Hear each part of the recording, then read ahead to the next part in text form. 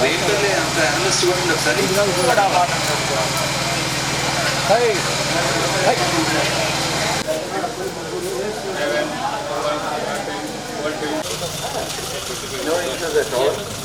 And your audio is also clear. Can request this? If any AC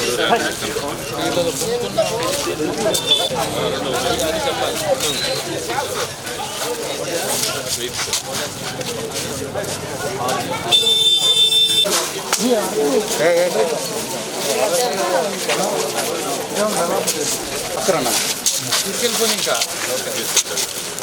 జగన్తో పోటీ ఎందుకు లేవా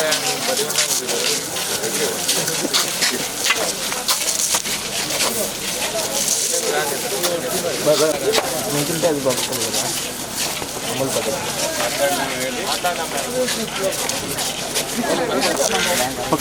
కోటేశ్వరమ్మ ఇది వెనక్కి వెనక్కి వెనక్కి వెనక్కి అమ్మా ఇద్దరు ఇటువైపు రండి ఇటువైపు రండి ఇటువైపు రండి అట్లా sir sir thank you sir.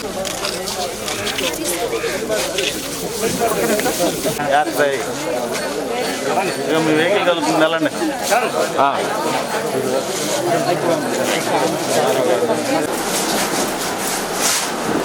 Amount ఏమన్నా చెప్పాలా?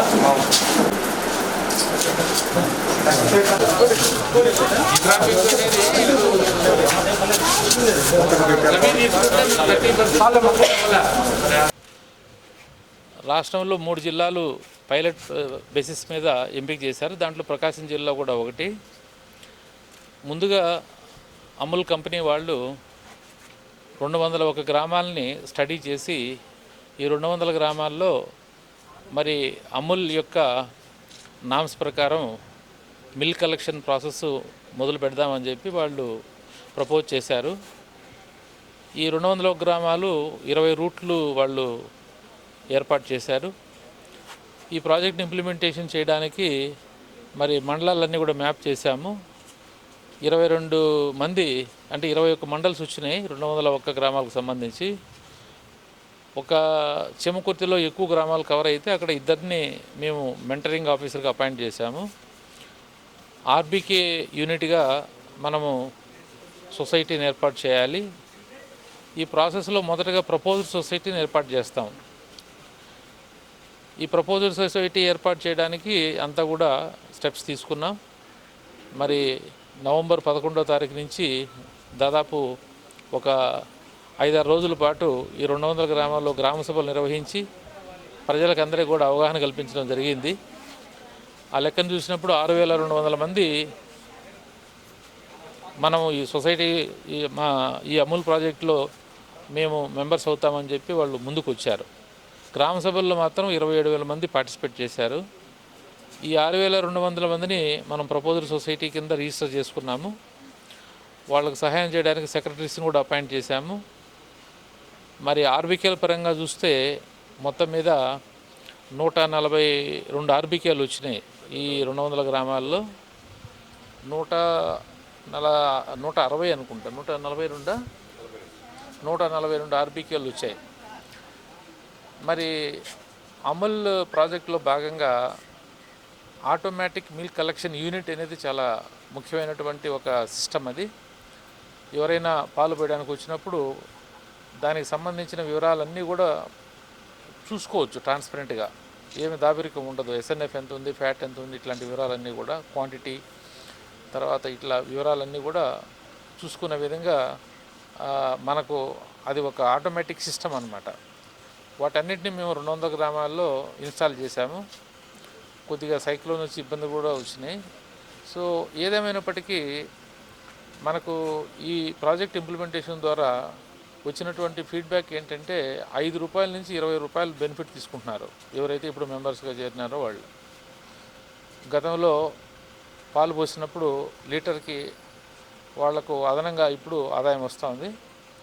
ఈ ప్రాసెస్ని ముందు 200 గ్రామాలు స్టెబిలైజ్ చేసి ఇంకా ఎక్కువ మందిని దీంట్లో చేరే విధంగా గవర్నమెంట్ ఫెసిలిటీ మేనేజ్మెంట్ చేస్తుంది. ఇన్ఫ్రాస్ట్రక్చర్ అరేంజ్మెంట్ కూడా జరుగుతుంది ఆర్బీకే వారిగా. ఇప్పుడు మిల్క్ కలెక్షన్ యూనిట్ సిస్టమ్ పెట్టడమే కాకుండా ఆర్బీకే వారిగా BMCU బల్క్ మిల్క్ కూలింగ్ యూనిట్స్ని కూడా ఏర్పాటు చేస్తున్నాము NRGs కింద.